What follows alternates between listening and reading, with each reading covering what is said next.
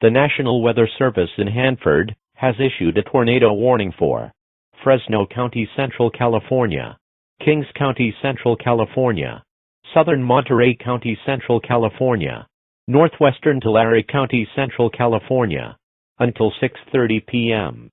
At 5:12 p.m., National Weather Service Doppler radar indicated a severe thunderstorm capable of producing a tornado. This dangerous storm was located over eastern Fresno County, moving southwest with winds up to 82 miles per hour. This storm will be near Hanford around 5:30 p.m. The best place during a tornado is in a basement.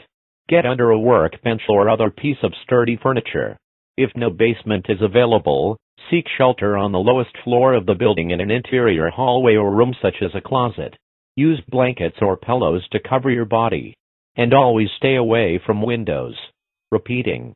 A tornado warning has been issued until 6:30 p.m. for the following counties: Fresno, Kings, Monterey, and Tulare County, Central California.